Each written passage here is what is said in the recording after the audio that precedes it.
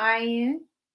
I forgot to say on last week, Happy New Year. Yes, for all of those who know exactly what that means and understand that the new year can only be when everything is anew and things are being birthed, right? How can we celebrate the new year or new beginnings in the midst of everything still dying and death? We can't. We shan't. It cannot be. So again, I say Happy New Year because it is spring. Spring bling, spring fling, spring into the new and all that good stuff. Peace and blessings and welcome, welcome, welcome to Mindfulness Mondays. It is your sister Summer Solstice bringing you some love energy, some light and life. Yes, each and every Monday, I want to start by saying how I appreciate everyone that supports and consistently tunes in and sharing and subscribes and spreads the word and all of that good stuff. So for those that are just tuning in, I always like to give my little spiel. What is mindfulness? What is this all about? Mindfulness is being or having an awareness, being present of your body language, your thought, your mental atmosphere, your surroundings, your mannerisms, what we speak, what we think, and all of the above, moment by moment. It's never, I don't want to say never let anything go by us without having thought, but it's really kind of just being and having a real awareness of all things at all times. Yes, yes. So, last week, we also pulled these self-mastery cards. I have these wonderful, wonderful, wonderful self-mastery cards. And a lot of people always ask me like, sister, where do you get those cards from? Can I get those cards? I actually got these cards from a retreat that I went to years ago. Probably, I don't even know, maybe like 6 to 8 years ago at a retreat. And they had these cards. And I bought these and I bought the power cards. So unfortunately, I don't know anything beyond that. So, but I pull these self-mastery cards, and these little cards have like words on them. And each card explains how a master perceives this card and how a master would use this and define it and how we walk in this particular, these adjectives and these sayings. And then I have these lovely power cards. And each power card has the power to cooperate, the power to tolerate, the power to discern, the power to decide. Did I say tolerate? Yeah, the power to tolerate. So it teaches us the power within each of these things. And if we accept these things and use them, that helps us to enact our power in these different ways. So that's what I do. And then I'll round it off with, or I usually start off with, shall I say, this trusty, handy dandy book. Sometimes I do, sometimes I don't. But it is The Science of Mind. And when I first started, I can't say when I first started on this new awareness, of self, this was one of the texts that I was told to get from one of my mentors, that has helped me throughout just having a different perspective, or really like kind of understanding what the mind is, what it all entails. And it's so interesting when you understand that all is mind. I mean, it's actually, if you've studied the Hermetic laws, you understand that everything is mind. That's the first law. Mindfulness, that all is mind. Everything exists because of thought. The great intellect, the unity. It has been called so many different things. The ultimate energy, the creator. It all came from mind. And when we understand the laws of this particular realm, of this 3-dimensional plane that we are experiencing, we can understand how to manifest. We'll understand the who, what, when, where, whys, and hows. It won't be so perplexing, and we won't always have what I like to call, the victim the victim mentality as to always thinking that if something happens outside of ourselves and there's this entity or being or things that are controlling why things happen the way that they do to us. When we understand that, again, thoughts create reality, and then there are laws that have to be answered when you put out energy and thought. We have the law of attraction, the law of correspondence, the law of cause and effect, the law of polarity, as above, so below. When we really understand those laws and apply them accordingly, life is sweet. It's already sweet. It's just that we like to put our bitterness sometimes into it. And that's what today's topic really is all about. Self condemnation, and how this can limit our beliefs and our success and our relationships and everything. Self condemnation is, like, as the book says, like one of our greatest mental diseases. It is like one of our greatest diseases because we condemn ourselves so much, and a lot of us don't even pay attention. Greetings, peace, greetings of peace, EJ. Yes, vibes to all.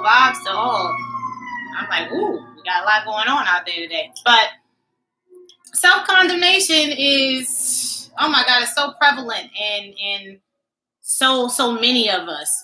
We don't understand how our words, even until ourselves, is condemning our thoughts, those thoughts that we feel like we're keeping to ourselves that no one else knows about, but we cannot fool that which is the intellect. Intellect.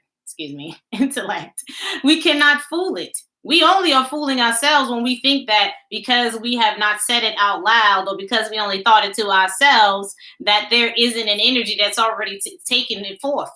The subjective mind, oh my goodness, is such a powerful concept when you understand that the subjective mind is created from our past experiences, our thoughts, what we perceive. It's all that has been taken within, how we are feeling in here, and then is objected. Okay, it becomes our objective mind is what we project. It's like the mirror to within. What we see without is the mirror that which is within. And that's what we have to really understand. So we're going to dive into that today and just talk about our mental atmospheres, again, how that correlates with the self-condemnation, which then correlates to our success, and whether or not we are being successful, or whether or not we are projecting or manifesting or creating what we would like to see as success in our lives. But we're going to start with what we talked about last week. What was our self-mastery tools for last week? It was tirelessness and appreciation. Were you appreciative? And this week, I'm actually going to throw back on my little handy dangs. I can't find Grandpa's glasses. I don't know what I did with them, and I'm kind of upset about it.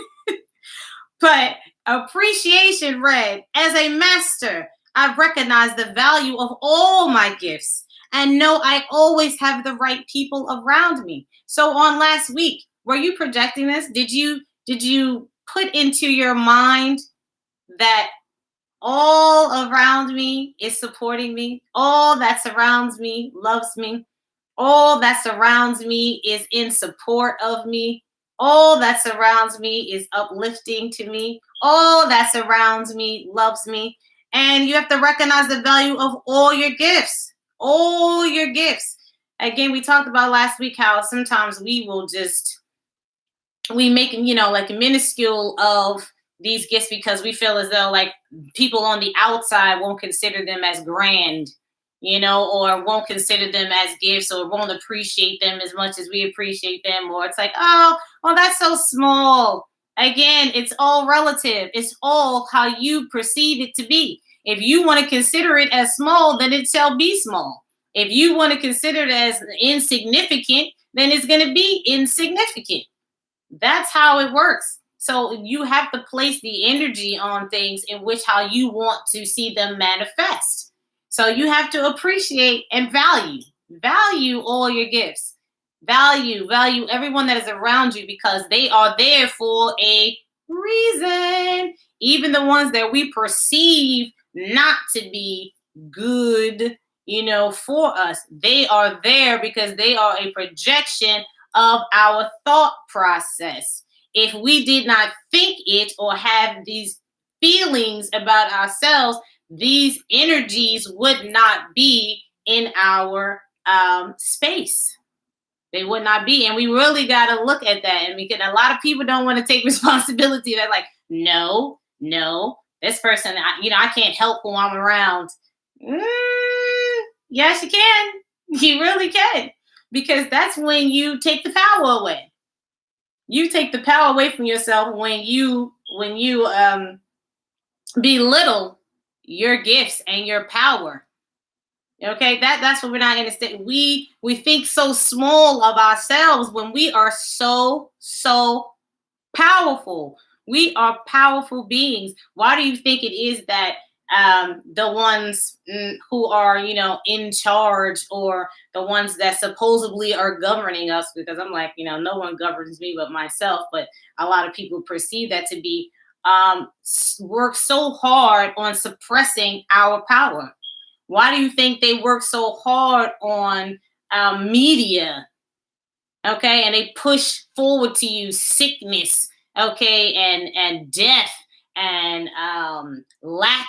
And I mean, like I said, I don't even watch TV. I do not watch TV, at all. I choose what I watch, so that's why I'm always like doing streaming of some sort. But like I said, like I go to my, one of my sister's houses, and she'll watch the regular TV, and the commercials that's on that thing that tell lie to your vision is just, it's unreal. All you see is lawyer, pharmacy, drugs. I mean, if I come across another drug for this, I mean, have you guys realized that every time you turn around, there's a new drug for something?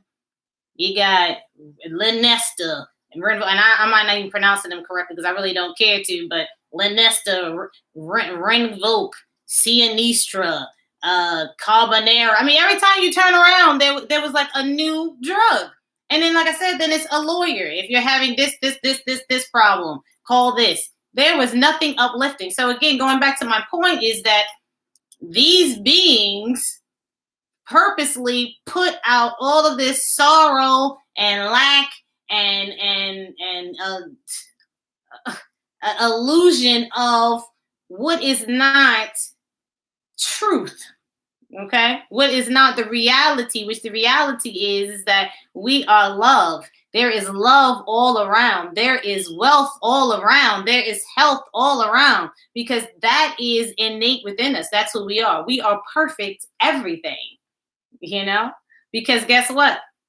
Again, remember I talked about this weeks and weeks. That zero, that nothingness encompasses everything, right?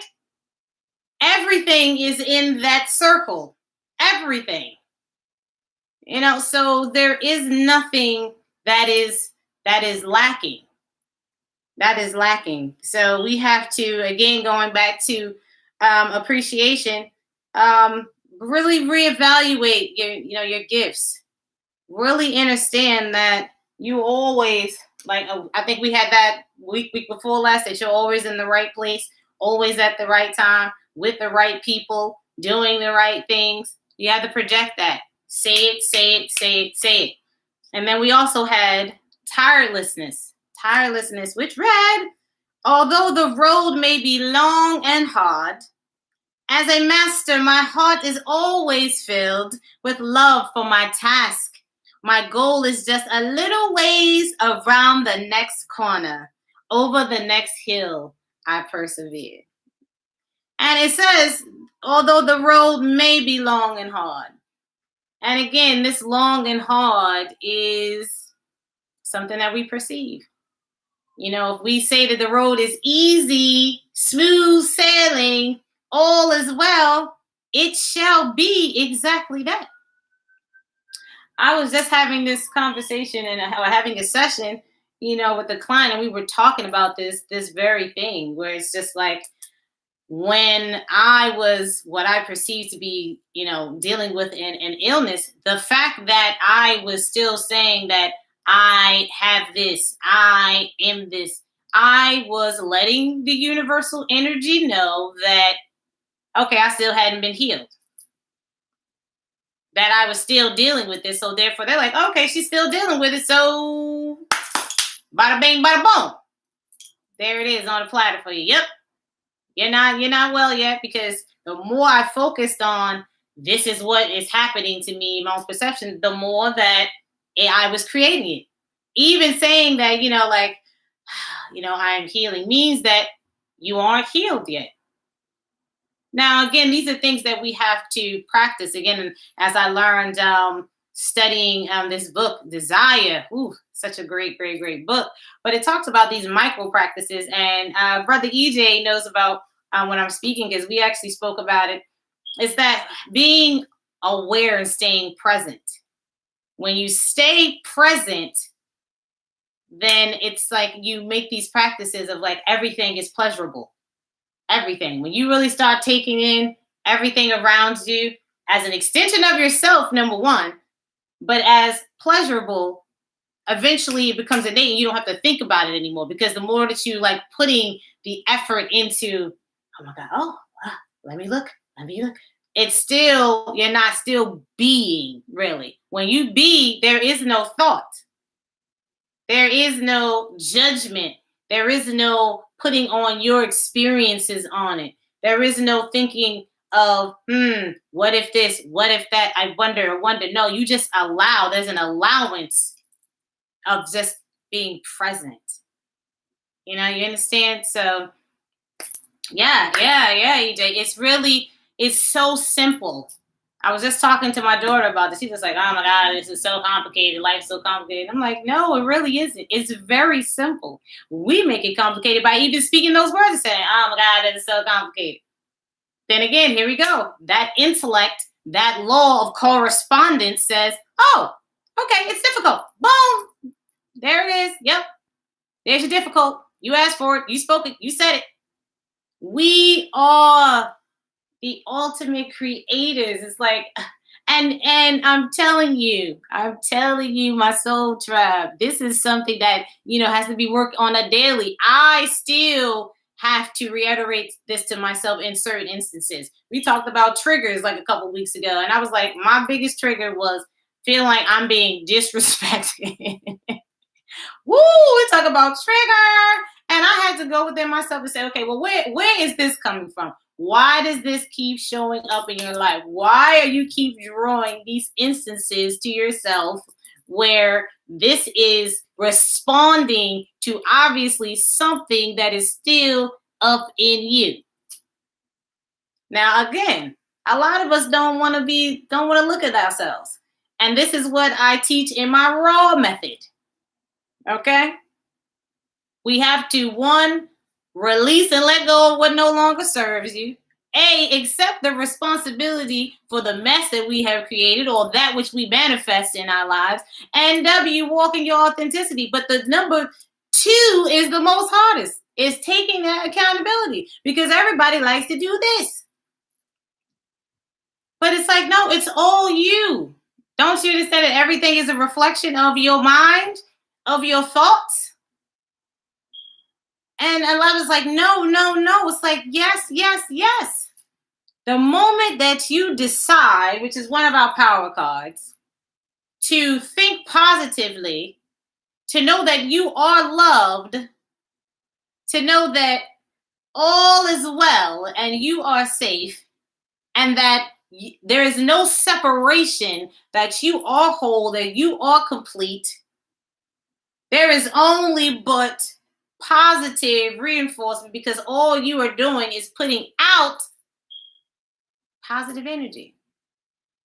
When we stop judging others, we will stop being judged.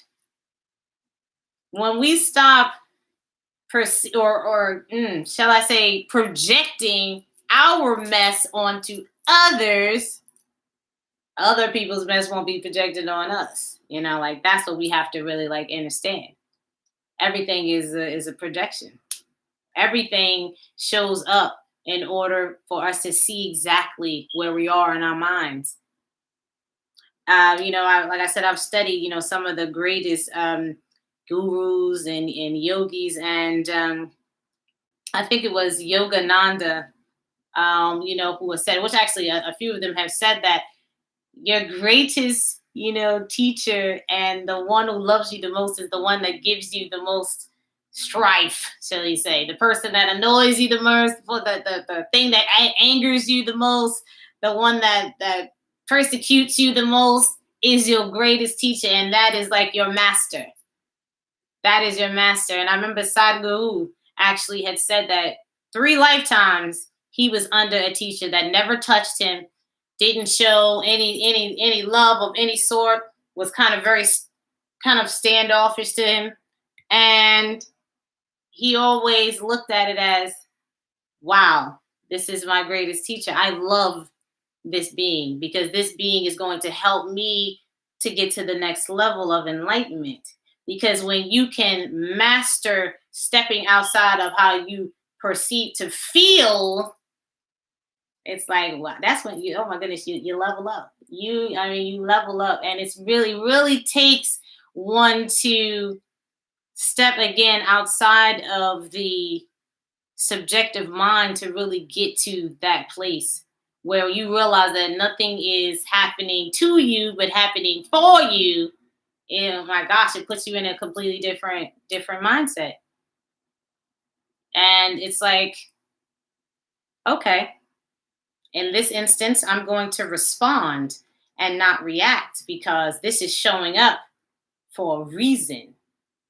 And once you get to a place where you become non-judgmental and you just be and you don't have all these thoughts that you throw onto people, places, and things will start to change. Things will start to change for you. And I'm telling you, because I have experienced this.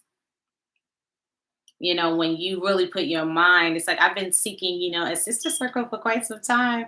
And I really just been like in that mindset of like, this is what I desire. This is what I've been. This is what I had. This is what I have. And I wind up like getting in contact, and I even wind up, of course, it's manifesting this sister who's like, oh, I'm looking to create one too. And bada bing, bada boom, here it is. But I stayed positive about it. And I'm just like, this is what I'm creating. This is what I desire. And again, we talked about desire in another show, right? When you put that desire, that intention, oh man, that is some powerful stuff.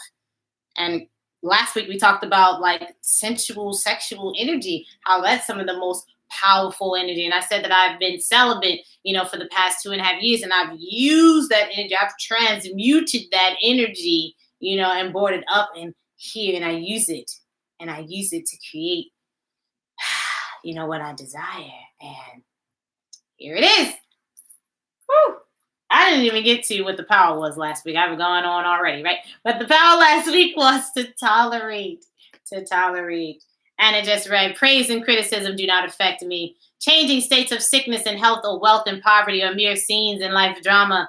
I align myself with my true nature and eternal qualities. Yes, because praise and criticism are one and the same. They're one and the same. Praise to me kind of just like lets you know, like, okay, you've done the work. And that's when those good things show up. It's like, it's praise when extra love comes into your being. It's praise when, you reach the level of success. Those are all praises. It doesn't have to be verbal. It's how things show up in your life. And then there's, criticism. There's the polarity, and it's like, okay, how can I grow from this? Okay, this is showing up. This is teaching me this. This is teaching me that. That's how we have to like start looking at things and stop putting our judgments or our past, like I said, pains and hurts and trauma onto things and look at them as lessons, as teaching tools, because they're showing up for a reason, right? So let's get into this self condemnation, which I kind of like already like touched on like here and there, right? Just a bit. I have to like really get this, like master this lighting, because I'm really feeling like I'm looking like it's almost like cloudy inside this room, right? And I'm like, I don't know why the lighting is like, it's so tricky. Lighting is really tricky. And that's why some people get paid top dollars to get your lighting right, because it's really a thing. It really is. It's just like, ugh. Sometimes I'll be getting it spot on, and another times like, what's wrong with this lighting? But okay, Self Condemnation, page 624 in the book says, it talks about the prodigal son. Now, all of us who have, had visited a church or once grew up in the church know the whole story of the prodigal son, right? So, for short, if none of you are familiar with it, basically, it was a son who decided that he wanted to leave his father's house and he wanted to go about and do what he wanted to do. He had his savings or trust, basically, and he went and blew it all away. Basically, had a good old time, drank, ate, laid with women, all types of stuff. And then after it was all said and done, he came with his head bowed and came back. And so it says, the prodigal said, I will arise and go to my father and will say unto him, Father, I have sinned against heaven and before thee, and am no more worthy to be called thy son. Make me as one of thy hired servants. And it says, this represents a theological state of mind, which is quite common to all of us. One of self-condemnation and personal distrust. Woo! That's deep from out the gate right there. Personal distrust. And some people say, well, how does that show a distrust of ourselves? Because again, when you understand who you are, there is no sin, there are no mistakes, there are no failures. It is just that which is going to get us to the next level, helping us to level up, get through these stages of mind, right? So when we say like, oh, I'm this, I'm no good. And it's so funny because I want to shout out to one of the brothers, Astro Einstein, I believe he calls himself. And he had put out like this PSA the other day. And he was just saying, for all those that have guilt and are shaming themselves. And he was like, for those that have felt like they've laid with many, ones whom we would put the label on as hoe and slut and all these things. And he said, stop beating yourselves up. He said, stop that guilt and shame. He said, because you don't understand what your purpose was for all that you experienced, the energy that you may have exchanged, the connection that you may have had with these beings. When we understand that everything is not so surface level as to what we be thinking, that it is, we will understand that there's so much more greater than the small minds that we be thinking in. We like to put these labels on, but don't understand that everybody has a different purpose. Everybody came here with an individual purpose, but a collective one at the same exact time, to express the personalities that came from the thought, the intellect, the great mind, to express itself in so many different thought forms. But collectively, we all came here to align, right? And reach enlightenment and to have these experiences of being able to manifest all that we desire. But at the same exact time, if we do that, then we can't have this guilt and this shaming and this sense of, this self guilt and this self condemnation. It's so much deeper than what we've been told. That's what I'm trying to get to you guys to understand. It's so much deeper than what we have been told. We've been that drilled in that you cannot this and you cannot that and you are sin and this and it's like, oh man, it's so much deeper than that. So let's continue. It says, one of self-condemnation and personal distrust. It is morbid and detrimental to our welfare. A theological state of introspective morbidity. Woo! I love that. which might be classed as one of our worst mental diseases, as I was saying. It says maybe classed as one of our worst mental diseases, self-condemnation. Self-condemnation is always destructive. It says self-condemnation is always destructive. To beat yourself down, to beat yourself up, to guilt and shame yourself, and to be like, you are unworthy, you are this, you are not this, you are these labels, you is destructive, it says. Destructive. Always. Even points out to say always destructive. Okay? And should never, never be indulged by anyone. It is always a mistake. It is always a mistake. We beat ourselves up too much. We beat ourselves up too much. There is no question but that all of us have done that which is not for the best. And even then, I have to like really kind of question that statement, which is like not done for the best. Because it's like, well, who's to say, like what's best and what's not if we all have this individual, experiences or individual journeys, and these experiences create who we are. Who's to say that it wasn't for, our best, and we didn't have to experience that in order to gain this personality or characteristic? Kind of like it's a little gray. So, but I can understand the perspective at the same exact time. It's just like, okay, we may perceive this as if we want to put on like, the good and the bad, labels. I can understand it from that perspective. It's like, okay, what might have not came out with a certain, a certain effect, that we wanted. If we didn't create the effect, that we wanted, then therefore we do have to do something different in order to create the effect that we wanted. But, to say it was good or bad, I don't know. Maybe we had to go through that step in order to, reach that next level. Because if we have these baby minds, like these baby minds, and we have not developed them to understand, again, who we are, then maybe these are the steps to which in order to get there. That makes sense? That makes sense to you guys? So it says from this viewpoint, which, okay, then he does go to say from this viewpoint, all have been sinners because all have fallen short of the divine calling. Right.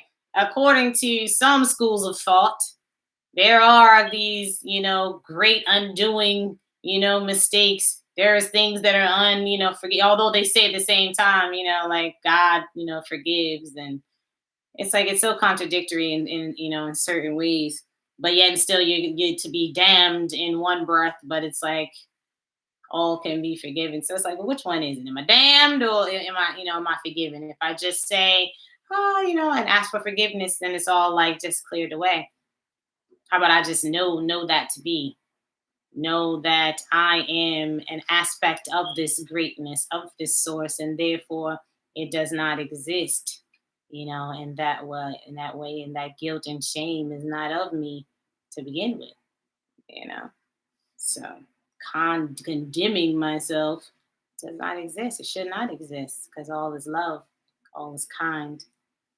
So if we have sinned, it is because we have been ignorant of our true nature and because experience was necessary to bring us to ourselves. Exactly. And that's what I was saying. It took that experience to bring you to yourself. And eventually, some of us get to the point where we're, even with my own self, having guilt and shame about the things that I did in the past. And I was beat myself up for years and years and years and years and years and years, feeling shameful, shamed, and you get this energy of unworthiness, and then you draw to you all experiences and beings that will help you to show you that you feel like you are unworthy and that you are less than and that you lack, because it is within you to begin with. So I want to flip on over to,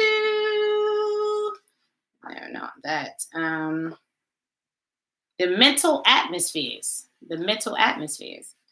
And so this is where, again, a lot of this self-condemnation comes from, these mental atmospheres, which says each person has a mental atmosphere, which is the result of all that they have thought and said and done, and consciously or unconsciously perceived, consciously or unconsciously perceived. This is why we always say that it is important for that which you put into your subconscious mind, even from what you read, from what you see, from what you watch, from what you listen to, okay, from what you put in your mouth. All of our senses is a part of our consciousness. People understand that the senses are part of our consciousness.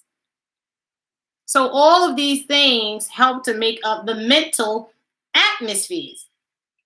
The mental atmosphere is very real and is that subtle influence which constitutes the power of personal attraction, which constitutes the power of personal attraction. Exactly. All up in here is why you attract all that is out there. The subjective mind creates the objective. Everything that's out there is a part of this here, right? So, where was I? Oh, it says the power of personal attraction. For personal attraction has little to do with looks. Indeed, it goes much deeper and is almost entirely subjective. This will explain our likes and dislikes for those with whom we come in daily contact. Yes, we meet some only to turn away without a word, while others we are at once drawn towards and without any apparent reason. Some people say, like, you know what, I'm always dating, narcissistic men, because I was one of them. And I said, like, I kept saying like, why, Lord, why? And a lot of things that we've experienced are like, why does this keep happening to me? Why? And the spirits, the angels, the ancestors, the ancients, God, just be like, the energies, like, because it's you, your mental atmosphere, even having the energy that you're sometimes unconscious of from these past experiences that you haven't let go of, that are still saying that you are unworthy, you are unhealed. So you draw to you these beings that are going to, again, reflect how you are really feeling up in here. And you'll be drawn to it. Because people are like, well, why does I keep being drawn to this same being? And then others that are, so you have people that are in relationships that was like, I was nothing but good to this person. I never did anything to this person. I showed up to this, that, and other, but yet and still, they didn't want me. They did me wrong because they still have something within them that is opposite of your energy, and they can never be drawn to it because they got some unhealed stuff or some stuff that they haven't let go of that is repelling against the energy that you're bringing. That's deep, but it's real. It's real. You will be drawn to that which you are. So that's just how the law of attraction works in these mental atmospheres. It says, while others we are at once drawn toward and without any apparent reason. So if we are of love, right, and we're positive beings and we're always in good mindset, we're going to be drawn to the beings that are the same way. We are going to draw to us beings that are in the same mindset. If you notice that all of a sudden you start like being around certain people that you always wanted to be around, you're like, yes, this is great, having a good time. Da, da, da, da. It's because you are now that being. You're showing up as that being. So now you're drawing that energy to you more and more and more and more and more. And that's attraction of anything. Of anything. Even with money. You'd be surprised the mindset that some people, you look at some people like money is the root of all evil. And as long as you have that mindset, that's exactly what it's going to be. So you don't want to draw no evil to you. So therefore you're not going to draw any money to you. Make sense? Money is not the root of all evil. It's what people do with the money. And then evil is a lower vibration. It is just that which what? Destroys. But in this duplicitous realm that we find ourselves in, duality exists. When you're at a certain mindset, that's the 6th level of consciousness, the dual mind. Then you have the 7th level of consciousness, which is the one.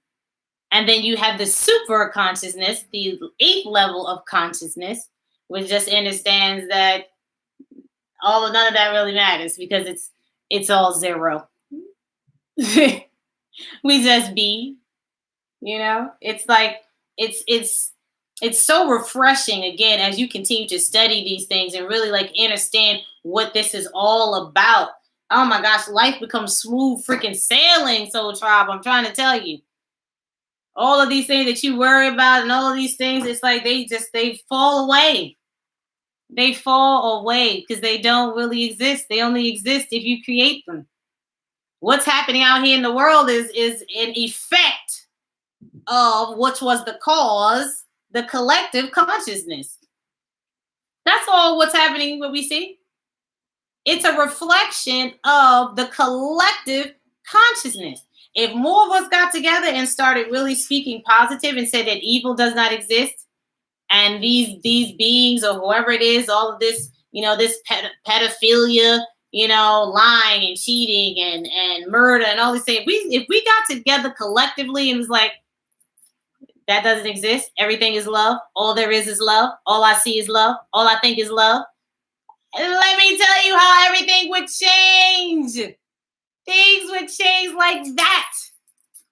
Like that. But right now, the collective consciousness is like, they depressed, they sad, they in lack, their fear, the fear. And again, this is where the mental atmosphere is, because all we're watching is someone tell us to fear, fear, fear, fear, fear. All there is fear, fear, fear, fear, fear. Yes, you can be sick. Yes, you can be this. Yes, you can lack. Yes, you can. No. None of that exists in my mind. People are like, why do you go out like this? And why do you go out like that? And you don't have no care. And because it does not exist. It only exists if I say it does. And those beings know that. And that's why they promote it to you constantly. Constantly promote unhealthy, unworthy, lack, sadness, anger. They keep projecting that onto you for a reason. You have to say to yourself, gosh, right, why are they doing that? Why are they not putting out more positive things for my vision? Because they know what you see goes right into the projector, which goes into mind. Is planting a seed over and over and over and over again, which for me, I'm not accepting of those seeds, because in my world, all is love. I am surrounded by love constantly. Love protects me. Love is all there is. There is nothing else. I am love. I am subjected to love. Subjected to love, therefore, objectively, all there is love. I'm going to finish this up. It says, this is the result of their mental atmosphere or thought vibration, meaning when we meet someone, it says, while others we're drawn towards and without any apparent reason, this is the result of their mental atmosphere or thought vibration. No matter what the lips may be saying, the inner thought outspeaks them. No matter what the lips are saying, the inner thought outspeaks them. And the unspoken word often carries more weight than the spoken. And that is the truth, the truth, the truth, the truth. That which is unspoken usually has greater power than that which is spoken. Because usually when you speak something, it's like it's not even your thought process anymore. You got it out. Right? But when it's unspoken, you tend to marinate on it. You just like, you stew in it. You're like, and well, maybe this and maybe that, maybe. And it just continues to stew. We got to stop stewing. Get those thoughts out of your mental atmosphere. Delete them. Hit the delete button. Delete. Backspace it. Backspace. Whatever it is you got to do, get it out, because it does not exist. The truth is, and the reality is that you are loved. Period. Period. You create only positive, right? That's it. Only positive, only beautiful things exist in your realm. Only health exists in your realm. Wealth from everywhere, right? Well-being. Just, I can't express it enough. Let's see what these self-mastery tools are going to say for us today. What is the self-mastery tool for today? Or for the week, shall I say. I pull one every day for myself. That's why I said every day. It's a self-mastery tool for this week. Pop it out, pop it out, pop it out, pop it out. What's the self-mastery tool? Purpose. Purpose. And then when I started shuffling, integrity fell out. Integrity. So let's read it. As a master, I am motivated by the meaning in my life. Persevering regardless of all obstacles. I never deviate. I never deviate because obstacles are just opportunity for my growth. Those are my teachers. Those are my teachers showing up to say, hey, you reached this next level. Let's see how we going to do this thing. How we going to do this thing? Like, we're going to knock it on out the box. You're going to persevere because you're like, I'm the creator. So therefore, this is great. This is great. All is well. Thank you. Thank you for that lesson. Thank you. And keep it moving. And then integrity. As a master, I live by my highest principles. No matter how long the wait or how high the price, nothing is more valuable than a clear conscience. Yes. Clear consciousness is what? Azura, the emptiness. Not having any thoughts that do not serve you. Yeah? Not having any of those thoughts that do not serve you. Being like this, almost like having a tunnel, like that tunnel vision. Like, all I see is love. That's it. I'm not bothered with anything else. Nothing else exists. So we got to have our purpose. And in that purpose is our integrity. Purpose. As a master, I'm motivated by the meaning of my life, persevering regardless of all obstacles. I never deviate. That's right. You never deviate from the truth. Stay the course. Stay the course. Stay the course. And I guarantee the course shall start to be very clear. Very clear. Integrity. As a master, I live by my highest principles. No matter how long the wait or how high the price, nothing is more valuable than a clear conscience. Stay focused. Stay focused on what you want and how you want it, how you want it to show up. How you want it to show up is how you see it, how you think it, how you speak it. That's what it is. That's what it is. Walk out today and just be like, says, God, universe, show me the love. Show me the love here. Ask, and you shall have it. Show me the love here. Just show me the love. That's it. Ask that. Just show me the love here. Ooh, let's see what the power. Power of the face just jumped out. Power of the face. I am the hero of my own story. A hero's journey to sovereignty. With the power of the face, I surmount many obstacles and walls and return to my original and eternal self. You hear what he's trying to tell you? You hear what he's trying to tell you? Integrity, the power to face your original self, your innate self, who you are. Clear consciousness. You are the hero in your story because you are the creator of your story. Yes, you surmount all obstacles and walls because guess what? You are the obstacle and you are the walls. How about that? That's what Spirit just said to me. You are the obstacle and you are the walls. So it's created for you to see what you're going to do with it. For you to level up. Strengthen that mind. Strengthen that mind. That's all it is. Nothing can harm you or hurt you unless you allow it. Unless you allow it. You have within you to say, like, yeah, something can't harm me. Something can't hurt me. Because I'm just this mere flesh. No. You are the power. You are the power, Soul Tribe. You are so powerful. You are so powerful. understand it, walk in it, smell it, taste it, hear it, see it, think it, know it. Well, there you have it, Soul Tribe. It has been another delicioso time with you.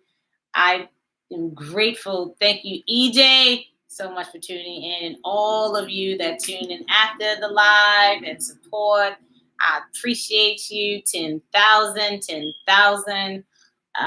This actually may be the last show for the next month, because I am about to go back into the trenches so that I can create something more, even more delicious and more beautiful for the Soul Tribe. Again, like I said, I have lots of new creative ideas. I really got to tap in and tune into them to, to create some more beautiful things for you. So, I'm going to be going into the trenches because that's what Spirit told me to do. And guess what? I believe in listening. You got to tap in. And when you tune in and you hear, you got to follow. You got to follow. So, but be looking for more content. But sisters, I almost forgot.